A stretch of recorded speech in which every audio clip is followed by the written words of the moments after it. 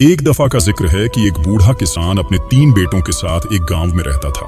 वह बेहद मालदार और अमीर इंसान था। क्योंकि किसान मेहनत से अपने खेतों में काम करता था, इसीलिए वह अमीर आदमी था। अमीर होने के बावजूद वह बेइंतहा नरम दिल और नेक इंसान था। बूढ़े किसान के तीनों बेटे जवान और सेहतमंद थे। बूढ़े किसान की बीवी को फौत हुए तकरीबन 4 साल हो गए थे। उसका घर बहुत बड़ा और साफ सुथरा था। क्योंकि किसान बहुत बूढ़ा हो गया था, इसीलिए वह खेतों में काम नहीं करता था, जबकि उसके तीनों बेटे सुबह से शाम तक खेतों में काम करते थे। बूढ़े किसान के बड़े बेटे का नाम सलामत, दूसरे का करामत और सबसे छोटे बेटे का नाम निजाकत था। किसान को अपने तीनों बेटों पर बेहद फख्र था। वह खुश था कि अल्लाह ने उसे इंतहा लायक, ईमानदार और मेहनती बेटे दिए हैं। एक दिन किसान घर के सहन में कुर्सी पर बैठा सोच रहा था कि उसके बेटे जवान हो गए हैं तो उसे उन तीनों की शादी कर देनी चाहिए। वह अपनी जिंदगी में अपने बेटों की खुशियां देखना चाहता था। तीनों बेटों की कहीं मंगनी नहीं हुई थी, ना ही रिश्ता हुआ था। अगर उनकी मां जिंदा होती तो यकीनन उनके लिए रिश्ते तलाश कर लेती। बूढ़े किसान के जहन में एक तरकीब आई, इसलिए उसने अपने बेटों से बात करने का फैसला कर लिया। जब शाम को तीनों बेटे घर वापस आए तो बूढ़े किसान ने उन्हें अपने पास बुला लिया और कहने लगा, मेरे प्यारे बच्चों, मेरी जिंदगी का कोई भरोसा नहीं है। मैं अपनी जिंदगी में तुम तीनों की खुशियां देखना चाहता हूं, इसलिए मेरी ख्वाहिश है कि तुम तीनों की शादियां कर दूं। क्योंकि तुम्हारे लिए दुल्हन को तलाश करना तुम्हारी मां का काम था, लेकिन वह जिंदा नहीं रही, इसलिए अब तुम तीनों को अपनी दुल्हन खुद ही तलाश करनी होगी। बूढ़े किसान ने अपने तीनों बेटों की तरफ बारी बारी देखते हुए कहा तो तीनों भाई भी हैरान रह गए और एक दूसरे की तरफ देखने लगे। बड़े बेटे सलामत ने हैरत भरे लहजे में जवाब देते हुए कहा, अब्बा जान, हम अपने लिए दुल्हन कैसे तलाश करें? मेरा ख्याल है कि आप ही हमारे लिए दुल्हन तलाश करें तो ज्यादा बेहतर है। तो बूढ़े किसान के चेहरे पर मुस्कुराहट उभर आई। तो मंझले भाई करामत ने अपने बड़े भाई की बात मानते हुए कहा कि अब्बा जान, सलामत भाई ठीक कह रहे हैं, हमें तो अपने लिए दुल्हन तलाश करना मुश्किल होगा। बूढ़े किसान ने अपने सबसे छोटे बेटे निजाकत से कहा, तुम क्या कहते हो? निजाकत बेटा तो सबसे छोटा बेटा निजाकत कहने लगा, अब्बा जान, आपके हुक्म ही तामील होगी, लेकिन आप पहले हमारे लिए रास्ता तो तजवीज करें। आप हमें बताएं कि हम कैसे अपने लिए दुल्हन तलाश करें। तो बूढ़ा किसान असबाब में सर हिलाने के बाद सोच में डूब गया। निजाकत सलामत और करामत से ज्यादा ज़हीन, तेज और अक्लमंद लड़का था। सलामत और करामत कभी कभार उसकी बातों का मजाक भी उड़ाते रहते थे, लेकिन निजाकत बाप किसान ने कहा, मैं तुम तीनों के लिए जरूर रास्ता तलाश करूंगा और तुम तीनों को उस पर अमल भी करना होगा। तुम तीनों एक एक कुल्हाड़ी लो और अपने फर्म का एक एक दरख्त काटो। जिसका दरख्त जिस रुख पर कट कर गिरेगा वह उसी रुख पर अपने लिए दुल्हन तलाश करेगा। लेकिन दरख्त कटने से पहले तुम तीनों को फर्म में एक एक पौधा लगाना होगा और मुझसे वादा करो कि तुम यह काम इंतहा तवज्जो से करोगे। बूढ़े किसान ने कहा तो तीनों ने अपने वालिद से वादा कर लिया। तीनों बेटे अपने बाप के साथ फर्म पर पहुंच गए। सबसे पहले सलामत ने एक पौधा लगाया, फिर करामत ने एक पौधा लगाया और आखिर में निजाकत ने किसान अपने बड़े बेटे सलामत से कहने लगा, सलामत बेटा, क्योंकि तुम तीनों में बड़े हो, इसलिए सबसे पहले तुम एक दरख्त काटो। बूढ़े किसान ने सलामत से कहा, ठीक है अब्बा जान, जवाब देते हुए सलामत ने कहा और फिर एक कुल्हाड़ी लेकर वह दरख्त की तरफ बढ़ गया। दरख्त के पास पहुंचकर उसने जोर जोर से कुल्हाड़ी मारनी शुरू कर दी। बूढ़ा किसान और सलामत के दोनों भाई खामोश खड़े उसे देख रहे थे। सलामत रुके बगैर दरख्त काटने में मसरूफ था। वह काफी देर तक दरख्त के तने पर कुल्हाड़ी मार मार कर उसे आधा काट चुका था और फिर जैसे ही वह मजीद कटा तो वह फिजा में डगमगाने लगा। मुसलसल कुल्हाड़ी चलाने से सलामत का ना सिर्फ सांस फूल चुका था, बल्कि वह पसीने से भी शराब हो गया था। लेकिन उसकी कुल्हाड़ी रुकी नहीं और बिल आखिर वह दरख्त काटने में काम हो गया। दरख्त कटकर शुमाल की जानिब यानी नॉर्थ की तरफ जा गिरा। यह देखकर सलामत के चेहरे पर खुशी के आसार झलक आए। वह कुल्हाड़ी उठाए अपने वालिद और भाइयों के पास आ गया। अब्बा जान, दरख्त कटकर शुमाल की सिमत की तरफ गिरा है, इसलिए मैं उस रुख में अपने लिए दुल्हन तलाश करूंगा। मैं जाकर उसे शादी का पैगाम दूंगा। उनका बूढ़ा बाप बोला, ठीक है बेटा। अब बूढ़े किसान के दूसरे बेटे करामत की बारी थी। उसने अपनी कुल्हाड़ी उठाई और उस दरख्त की तरफ बढ़ गया जिसे वह काटने वाला था। वह दरख्त काफी घना और मोटे तने का था। करामत जोर जोर से दरख्त के तने पर कुल्हाड़ी मारने लगा। मुसलसल कुल्हाड़ी चलाने से उसका भी ना सिर्फ सांस फूल गया, बल्कि वह भी पसीने से भीग गया। काफी देर की कोशिश के बाद करामत उस दरख्त को काटने में कामयाब हो गया और दरख्त कटकर जुनूब की तरफ यानी साउथ की साइड जा गिरा। अरे वाह! दरख्त ये देखकर वह खुश हो गया और कहने लगा, मैं जल्द ही जुनूब की सिमत अपना सफर शुरू कर दूंगा। करामत ने मुसर्रत भरे लहजे में कहा। तो बूढ़ा किसान और उसके दोनों बेटे मुस्कुरा दिए। अब सबसे छोटे भाई निजाकत की बारी थी। वो गया। थोड़ी देर के बाद उसका दरख्त कटकर जंगल के रुख पर गिर गया, यानी उसका पेड़ उस तरफ गिरा था जिधर जंगल था। निजाकत, जंगल की तरफ जाओगे? हाँ, सलामत ने मुस्कुराते हुए पूछा। लेकिन निजाकत कहां जा सकता है? इसका दरख्त कटकर जंगल के रुख गिरा है तो उसे जंगल में ही जाना होगा, और अब किसी भेड़िया या हिरनी से शादी करके जंगल से ही रिश्ता बनाना पड़ेगा। करामत ने हंसते हुए कहा। लेकिन निजाकत ने कोई जवाब ना दिया। वह फरमाबरदार लड़का था। उनका किसान बाप कहने लगा, निजाकत बोला कि मेरा दरख्त कटकर जंगल की सिमत गिरा है, इसलिए मैं उस रुख पर ही जाऊंगा। मुझे यकीन है मुझे उसी रुख पर मेरी दुल्हन मिल जाएगी। निजाकत ने कहा। तो बूढ़े किसान के चेहरे पर खुशी के साथ तासुरात उभर आए। मेरी दुआ है कि तुम तीनों अपने अपने मकसद में कामयाब हो जाओ। बूढ़े किसान ने अपने बेटों को दुआ देते हुए कहा और साथ ही उसने अपने हाथ फैला लिए। तीनों बेटों ने एक साथ आमीन कहा और फिर वह अपने बाप से लिपट गए। बूढ़ा किसान उन्हें प्यार करने लगा। मेरे बच्चों, क्योंकि तुम तीनों ने अपनी अपनी सिमत मुंतखब कर ली है, इसलिए अब तुम अपनी अपनी सिमतों में रवाना हो जाओ। मैं घर पर तुम तीनों का इंतजार करूंगा। किसान के तीनों बेटे अपने बाप से अलग हो गए और अल्लाह हाफिज कहते हुए अपनी अपनी मुंतखाब करदा सिमतों की तरफ बढ़ गए। जिस तरफ उनके पेड़ कटकर गिरे थे, बूढ़ा किसान तीनों को चंद लम्हे देखता रहा। फिर वह मुड़कर अपने घर की तरफ बढ़ गया। उसे उम्मीद थी कि उसके तीनों बेटे कामयाब लौटेंगे। सलामत अपनी दुल्हन की तलाश में शुमाल की सिमत चल पड़ा। शुमाल में उसकी खाला रहती थी, जिनकी एक बेटी थी। उसका खालू शहर में काम करता था। खाला की बेटी का नाम शायला था और सलामत उसे पसंद करता था। शुमाल की तरफ चलते हुए उसका ख्याल खाला की तरफ गया तो वह अपनी खाला के घर पहुंच गया। खाला ने उसकी खूब अवभगत की और फिर सलामत शायला के कमरे में चला गया। शायला सलामत को देखकर हैरान रह गई। अरे सलामत, कैसे आना हुआ तुम्हारा? सलामत कहने लगा, शायला, हमारे अब्बा जान चाहते हैं कि हम तीनों भाई अपनी पसंद की लड़कियों से शादी करें, इसलिए मैं तुम्हारे पास आया हूं। क्या तुम मुझसे शादी करोगी? मैं तुम्हें हमेशा खुश रखूंगा। सलामत ने कहा तो शायला ने हां कर दी। सलामत बेहद खुश हुआ और खाला के घर से निकलकर अपने घर की तरफ बढ़ गया। दूसरा भाई करामत हाथ में फूलों का गुलदस्ता लिए जुनूब की सिमत चलते हुए अपनी मां की सहेली के घर पहुंच गया। उसकी वालिदा की सहेली की एक ही बेटी थी जिसका नाम हानिया था। हानिया उम्र में करामत के साथ की थी और जब उसकी वालिदा जिंदा थी तो हानिया अपनी मां के साथ उनके घर आती रहती थी। करामत ने जब हानिया को अपने आने का मकसद बताया तो वह शर्मा गई और उससे शादी करने के लिए राजी हो गई। करामत वहां से निकलकर खुशी खुशी अपने घर की तरफ बढ़ गया। सबसे छोटा भाई निजाकत देखता हुआ चलता रहा, लेकिन उसे कहीं भी कोई इंसान दिखाई ना दिया।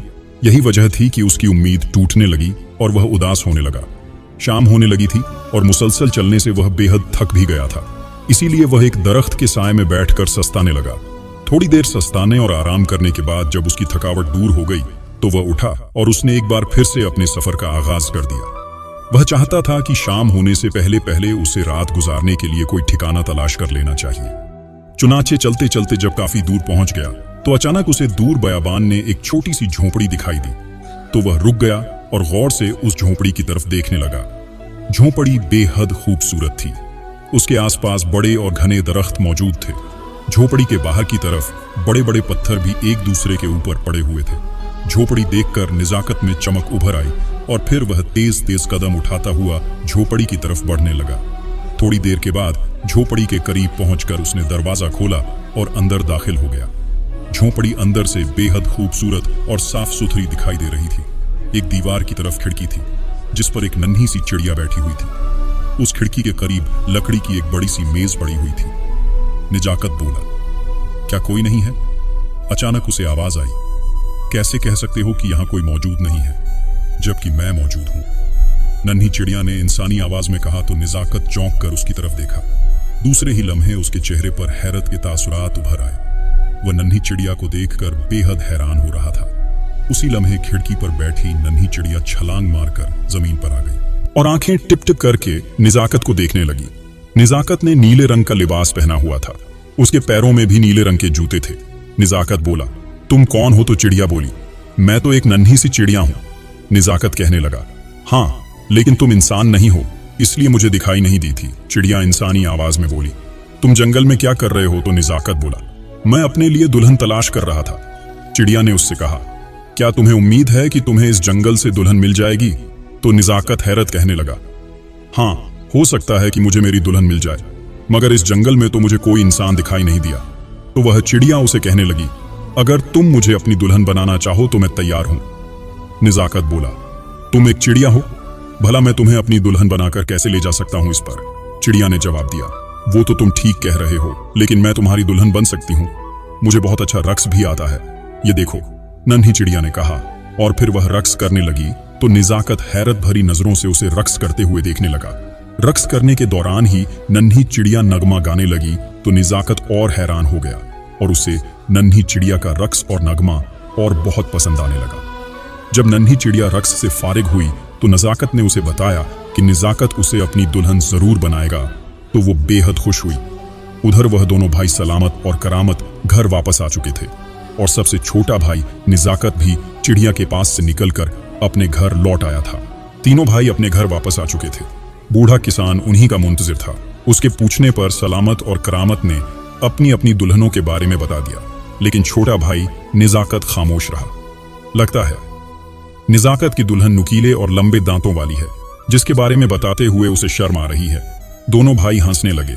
इस पर निजाकत से कहने लगा, भाइयों, बराए मेहरबानी आप मत हंसे।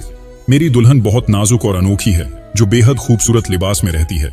इस पर उसके मंजिले भाई करामत ने तंज करते हुए कहा, तब तो वह कोई शहजादी होगी। सलामत और करामत अपने छोटे भाई निजाकत की बात सुनकर खुश नहीं हुए, क्योंकि उन दोनों ने अपने लिए जो दुल्हन की तलाश की थी उनका ताल्लुक गरीब घराने से था, जबकि निजाकत की दुल्हन कोई शहजादी है और वह सुरीली आवाज में बोलती है। कुछ वक्त गुजर गया। किसान ने सोचा कि क्यों ना तीनों बेटों की दुल्हनों के इम्तिहान लिए जाएं। चुनाचे उसने अपने तीनों बेटों को अपने पास बुलाया तो वह आ गए।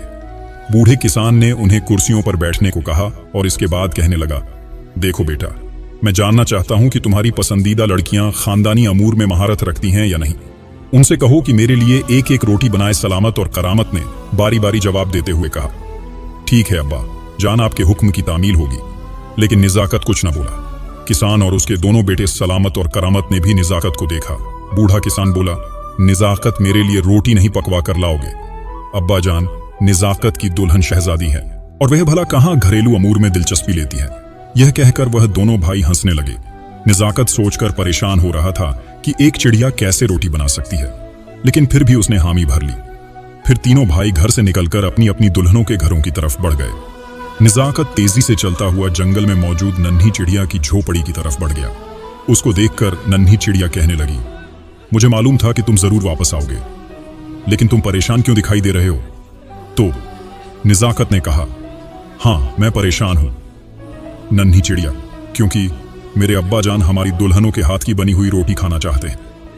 मेरे भाई तो अपनी अपनी दुल्हनों से रोटी बनवा लेंगे, लेकिन तुम चूंकि चिड़िया हो इसलिए तुम तो नहीं बना सकती। यह सुनकर चिड़िया ने कहा, अगर मैं कहूं कि मैं रोटी बना सकती हूं तो निजाकत बोला, मगर मैं कैसे यकीन करूं? चिड़िया ने मेज पर छलांग लगाई और उस जमीन पर आ गई और एक छोटी सी रोटी बनाने लगी। उसने आटा लिया और अपने पंजे से मसलने लगी। निजाकत हैरत भरी नजरों से यह सब कुछ देख रहा था। उसके बाद नन्ही चिड़िया उस आटे की रोटी पकाने लगी। थोड़ी देर के बाद जब रोटी पककर तैयार हो गई तो उसने रोटी निजाकत को दे दी। रोटी देखकर वह बहुत खुश हुआ और कहने लगा, अरे वाह, तुमने तो वाकई रोटी पका ली है। अब तुम जाओ और यह रोटी अपने अब्बा जान को खिलाओ। मुझे उम्मीद है उन्हें यह रोटी बेहद पसंद आएगी। नन्ही चिड़िया ने मुस्कुराते हुए कहा तो निजाकत झोंपड़ी से निकला और अपने घर की तरफ बढ़ गया। तीनों भाई अपनी अपनी रोटी लेकर बूढ़े किसान के पास आ गए। सबसे पहले सलामत ने अनाज की रोटी अब्बा जान के सामने पेश की। बाप ने कहा, बहुत खूब, तुम्हारी दुल्हन ने तो बहुत अच्छी रोटी बनाई है। शुक्रिया अब्बा जान। बाप ने दूसरे बेटे से कहा, करामत बेटा, अब तुम रोटी दो। तो उसने भी अपनी दुल्हन की बनाई हुई रोटी बूढ़े किसान बाप के सामने पेश कर दी। वह रोटी काफी मोटी मगर ताजा थी। रोटी देखकर बाप कहने लगा, अरे वाह, ये रोटी तो ज्वार की है। बहुत खूब, ये भी बहुत मजेदार रोटी है। आखिर में बूढ़े ने अपने छोटे बेटे से कहा, निजाकत रोटी नहीं पकवा कर लाए। निजाकत बोला, अब्बा जान पकवा कर लाया हूं। और फिर उसने नन्ही चिड़िया की हाथों की बनी हुई छोटी सी सफेद रोटी बूढ़े किसान को पेश कर दी। रोटी देखकर बूढ़ा किसान बाप कहने लगा, अरे वाह, ये तो सफेद रोटी है। तुम्हारी पसंद की लड़की काफी अमीर लगती है। तो निजाकत कहने लगा, अब्बा जान, मैंने बताया था कि वह एक शहजादी है। बहरहाल यह रोटी भी बेहद मजेदार है। क्या उसने यह रोटी खुद बनाई है या किसी कनीज से पकवाई है? तो निजाकत बोला, खुद बनाई है। यह सुनकर उसका बड़ा भाई बोला, उसने तो शहजादी होकर तुम्हारे लिए रोटी बनाई है, इसका मतलब है वह तो बहुत अच्छी होगी। अब्बा तीनों की दुल्हनों के हाथों की पकी हुई रोटियां खाकर बेहद खुश हुए। उन्होंने वाकई बेहतरीन रोटियां बनाई हैं। मैं चाहता हूं कि वह तुम्हारे साथ यहां आने से पहले वो दुल्हन एक और इम्तिहान भी दे दे। बेटे कहने लगे, जी जी अब्बा जान बताएं। मैं चाहता हूं कि उनमें हर एक मेरे लिए कुछ बुनकर लाए। आपके हुक्म की तामील होगी। अब्बा जान, मेरी दुल्हन हर चीज पकाने और बनाने में बेहद माहिर है, इसलिए मुझे यकीन है कि वह आपके लिए कोई अच्छी सी चीज बुन देगी। सलामत ने यह सब कहा था। अरे ऐसी क्या बात है, मेरी दुल्हन भी हर काम में माहिर है, करामत ने भी फरिया लहजे में यह कहा था। फिर बूढ़ा किसान छोटे बेटे निजाकत की तरफ मुतवज्जो हुआ। निजाकत बेटा खामोश क्यों हो? तो निजाकत ने कहा, अब्बा जान मैं शहजादी से आपके लिए कोई चीज बनवा लाऊंगा। तो बूढ़े किसान ने हाँ में सर हिला दिया। दूसरे रोज वह जंगल में नन्ही चिड़िया की झोपड़ी में पहुंच गया। नन्ही चिड़िया उसे देखकर समझ गई कि वह किसी वजह से परेशान और फिक्रमंद है। चिड़िया ने जब निजाकत से पूछा तो निजाकत ने उसे सारी बात बता दी। तुम्हें परेशान होने की जरूरत नहीं, मैं यह कर सकती हूँ। नन्ही चिड़िया ने निजाकत को हौसला देते हुए कहा। चिड़िया ने रेशम के बेहतरीन रेशे लिए और उनसे एक निहायत खूबसूरत रुमाल बुन लिया। रुमाल का रंग गुलाबी था और वह बेहद साफ दिखाई देता था। निजाकत हैरत से नन्ही चिड़िया को देख रहा था। नन्ही चिड़िया रुमाल को अखरोट के खाली छिलके में बंद करने लगी। फिर वो अखरोट लेकर निजाकत को दिया। निजाकत बहुत खुश हुआ और शुक्रिया कहा, और फिर वह उस अखरोट को लेकर अपने घर आ गया। उसके भाई सलामत और करामत भी आ चुके थे। सबसे पहले बड़े बेटे सलामत ने अपने वालिद को अपनी दुल्हन के हाथ की बनी हुई चादर पेश की। चादर का रंग जर्द था। बूढ़ा किसान चंद लम्हे उस चादर को देखता रहा। उसके चेहरे को देखकर यही लगता था कि उसे सलामत की दुल्हन के हाथ की बनी हुई चादर पसंद नहीं आई। यह खालिस सूती कपड़ा है, लेकिन यह बेहतर नहीं है, बस अच्छा है। सलामत के चेहरे पर परेशानी के तासुरात उभर आई। फिर मझले बेटे करामत ने अपनी दुल्हन के हाथ की बनी हुई चादर, जिसका रंग गुलाबी था, बूढ़े किसान को पेश की। इस कपड़े में सूती और रेशम की अमेज है। बूढ़े किसान ने चादर का अच्छी तरह से जायजा लेने के बाद निजाकत से कहा, बेटा तुम क्या लाए हो? तो उसने पहले अपने भाइयों की तरफ देखा और फिर अपने लिबास की जेब से नन्ही चिड़िया का दिया हुआ अखरोट निकालकर बूढ़े किसान की तरफ बढ़ा दिया। अखरोट देखकर उसके दोनों भाई हंसने लगे। उनके हंसने का अंदाज ऐसा था जैसे वह निजाकत का मजाक उड़ा रहे हैं। निजाकत के चेहरे पर शर्मिंदगी के तसुरात उभर आए। निजाकत ये क्या है? किसान ने अखरोट लेते हुए कहा। तो मंझला बेटा करामत कहने लगा, अरे अब्बा जान, आपने तो कपड़े का बुना हुआ टुकड़ा लाने को कहा था, लेकिन यह निजाकत तो अखरोट लेकर आ गया है। मेरा ख्याल है कि अखरोट खाली है। अब्बा जान, मुझे तो लगता है कि निजाकत की दुल्हन ने उसके साथ मजाक किया है। बूढ़े किसान ने सलामत और करामत दोनों को डांटते हुए कहा, तो दोनों भाई खामोश हो गए। फिर बूढ़े किसान ने उनके सामने अखरोट का छिलका खोला तो उसमें मौजूद रेशम का बुना हुआ रुमाल देखकर दोनों भाइयों की हंसी ऐसे रुक गई जैसे किसी ने अजीबोगरीब चीज देख ली हो। बाप कहने लगा, अरे वाह, ये उसने कैसे बनाया है? निजाकत की दुल्हन वाकई शहजादी है। अब तुम तीनों अपनी दुल्हनों को घर लेकर आ सकते हो। अगले रोज जब निजाकत नन्ही चिड़िया के पास गया और उसे सारी बात बताई तो वो बेहद खुश हुई। उसने दूसरे कमरे में जाकर नया लिबास पहन लिया जो बेहद खूबसूरत था और नन्ही चिड़िया पर जच रहा था। नन्ही चिड़िया परेशान थी और उसने निजाकत से कहा कि क्या तुम्हारे अब्बा मुझे कबूल कर लेंगे? निजाकत ने कहा, मेरे अब्बा बहुत अच्छे इंसान हैं, वह तुम्हें देखकर बहुत खुश होंगे। मैं तुम्हारा हर तरह से ख्याल रखूंगा। नन्ही चिड़िया ने इत्मीनान भरे अंदाज में सर हिला दिया और चलने के लिए तैयार हो गए। उनका यह अनोखा सफर जारी था।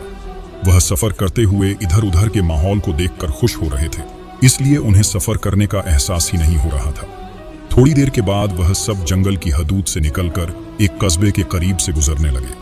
वहां एक आबशान थी जिसका पानी आगे नदी की सूरत में बह रहा था। नदी पार करने के लिए लकड़ियों का एक पुल बनाया गया था। पुल चौड़ा और लंबा था। गांव के लोग उसी पुल से गुजरकर जंगल में जाते थे। नदी के पानी का बहाव बेहद तेज था। जब चिड़िया और निजाकत पुल पार कर रहे थे तो निजाकत ने दूसरी तरफ से एक शख्स को आते देखा। उसका कद लंबा और चेहरा चौड़ा था। पैरों में बूट थे। उसकी नजरें चिड़िया पर थीं।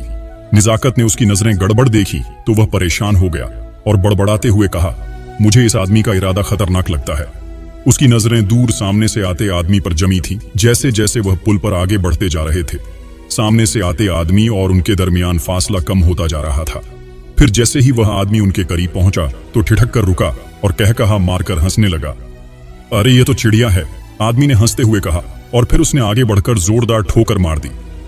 चिड़िया उड़ न सकी और दूसरे ही लम्हे चिड़िया उछलकर नदी में जा गिरी। चिड़िया को नदी में गिरते देख निजाकत के चेहरे पर परेशानी के तासुरात उभर आए। अरे यह तुमने क्या कर दिया? तुमने क्यों मेरी दुल्हन को नदी में फेंक दिया है? निजाकत ने उस शख्स से कहा। अरे यह तो चिड़िया थी, उस आदमी ने हंसते हुए कहा, और फिर वह आगे बढ़ गया। निजाकत को वह नन्ही चिड़िया ना दिखाई दी। निजाकत की आंखों से आंसू निकल आए। उसे नन्ही चिड़िया के नदी में डूबने का बेहद गम था। उसे क्या मालूम था कि वह आदमी चिड़िया को ठोकर मारकर नदी में गिरा देगा। वह काफी देर वहीं बैठा नदी में देखता रहा, जैसे उसे उम्मीद हो कि नन्ही चिड़िया नदी से निकल आएगी। फिर वह उठ खड़ा हुआ। उसके चेहरे पर नदामत भरे तासुरात मौजूद थे, जैसे वह खुद को कसूरवार करार दे रहा हो। नन्ही चिड़िया, मैं तुमसे कैसे माफी मांगू? मैं तुम्हें बचा नहीं सका, निजाकत ने दुखी लहजे में कहा, और फिर वह आहिस्ता आहिस्ता कदम उठाता हुआ आगे बढ़ गया। जैसे ही उसने लकड़ी का पुल पार किया, उसकी नजर नदी के दूसरे किनारे पर पड़ी तो वो चौंक पड़ा। दूसरे ही लम्हे वह आंखें फाड़ फाड़ कर ऐसे देखने लगा जैसे उसने कोई भूत देख लिया हो। नदी के दूसरे किनारे पर एक बेइंतहा खूबसूरत लड़की बैठी हुई थी, जिसने गुलाबी रंग का लिबास पहना हुआ था। उसके सर पर सोने का एक ताज था। उसकी आंखें बड़ी बड़ी थीं। निजाकत उसे देखकर समझ गया कि लड़की किसी मुल्क की शहजादी है। फिर वह तेज तेज कदमों से चलता हुआ उसकी तरफ बढ़ गया। लड़की उसे पुरमसर्रत नजरों से देख रही थी। तुम्हारा नाम क्या है और तुम किस मुल्क की शहजादी हो? ये सुनकर वह लड़की कहने लगी, पहले तो तुम मेरे साथ चलो, फिर बताती हूं कि मैं कौन हूं। निजाकत हैरान हुआ और उसके साथ चलने लगा और बोला, हाँ तो अब बताओ कि तुम कौन हो? तो उस लड़की ने कहा, मेरा नाम शहजादी फरहीन है और मैं इराक की शहजादी हूं। मैं वही नन्ही चिड़िया हूं जिसे तुमने अपनी दुल्हन बनाने का इकरार किया था। निजाकत हैरानगी बोला, क्या तुम सच कह रही हो? क्या तुम वाकई शहजादी हो? हाँ वाकई, मैं एक शहजादी हूं। एक जादूगर की वजह से मैं चिड़िया बन गई थी। जादुई असर को खत्म करने का यही तरीका था कि मुझे किसी नदी में गिरा दिया जाता। जैसे उस आदमी ने मुझे नदी में गिराया तो उस जादूगर के जादू का असर खत्म हो गया और मैं असली हालत में आ गई। आओ अब हम तुम्हारे घर चलते हैं। तुम्हारे वालिद हमारी राह देख रहे होंगे। मुझे भी तुम्हारे वालिद से मिलना है। हम शादी करेंगे और फिर अपनी सल्तनत में जाएंगे। निजाकत उसकी बातें सुनकर खुश हो गया और आगे बढ़ गया। जब घर की हदूद में दाखिल हुआ तो बूढ़ा किसान और उसके बेटे सलामत और करामत अपने छोटे भाई निजाकत को देखकर बेहद हैरान हुए। सलामत और करामत यही समझते थे कि निजाकत बोलता रहा है, उसकी दुल्हन किसी मुल्क की शहजादी नहीं हो सकती। लेकिन अब जबकि उन्होंने अपनी आंखों से निजाकत को शहजादी फरहीन के साथ देख लिया था, इसलिए उन्हें यकीन करना पड़ा। निजाकत और शहजादी फरहीन ने बूढ़े किसान और सलामत और करामत को सलाम किया तो उन्होंने सलाम का जवाब दिया। निजाकत ने कहा, अब्बा जान, ये है मेरी दुल्हन शहजादी फरहीन। यह सुनकर किसान कहने लगा, बेटा तुम ठीक कहते थे, तुम्हारी दुल्हन एक शहजादी है। मैं भी पहले मजाक समझता था, लेकिन शहजादी फरहीन को देखकर तो मुझे यकीन आ गया है कि तुम झूठ नहीं बोलते थे। मगर यह बताओ कि यह शहजादी तुम्हें कहां और कैसे मिली थी? अब्बा जान, आप हमेशा कहां करते थे ना कि कभी झूठ नहीं बोलना चाहिए, इसलिए मैं आपसे झूठ नहीं बोलता।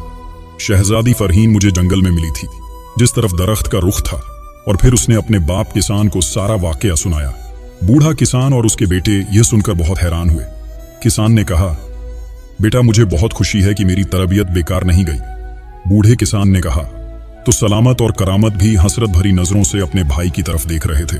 काश हमारे दरख्तों ने भी जंगल की तरफ इशारा किया होता तो हमें भी कोई ना कोई शहजादी जरूर मिल जाती। करामत ने यह सब कहा तो निजाकत के चेहरे पर मुस्कुराहट उभर आई, क्योंकि दोनों भाइयों के दिलों में लालच भरा हुआ था, इसलिए वह अपने लिए शहजादी हासिल करने में नाकाम रहे। अलबत्ता निजाकत एक रहमदिल इंसान था और उसने नन्ही चिड़िया के साथ रहमदिली दिखाई थी, उसके साथ शादी की थी और अब उसे शहजादी अपनी दुल्हन के रूप में मिल गई थी। किसान बोला, मैं तुमसे बहुत खुश हूं निजाकत, और अब मेरी ख्वाहिश है कि तुम लोग जल्द से जल्द शादी कर लो। किसान ने निजाकत और शहजादी फरहीन को दुआएं देते हुए कहा, मेरी दुआएं हमेशा तुम्हारे साथ रहेंगी। तो निजाकत और शहजादी दोनों खुश हो गए। फिर उन दोनों की धूमधाम से शादी हो गई। शादी के रोज शहजादी फरहीन ने गुलाबी रंग का सूट पहना हुआ, जबकि निजाकत ने जर्द रंग की शर्ट और सुरमई रंग की पतलून पहनी हुई थी। निजाकत और शहजादी फरहीन शादी करके बेहद खुश थे। उनकी खुशी की एक और वजह यह भी थी कि वह दोनों एक दूसरे के लिए हमदर्द और वफादार थे। सलामत और करामत ने भी उन दोनों को शादी की मुबारकबाद और ढेरों दुआएं दी थी। शादी के कुछ रोज के बाद निजाकत और शहजादी फरहीन घोड़ा गाड़ी में सवार होकर मुल्क इराक की तरफ खुशी खुशी बढ़ गए। तो दोस्तों, यह थी हमारी आज की कहानी। आपको यह कहानी कैसी लगी हमें कमेंट करके जरूर बताएं।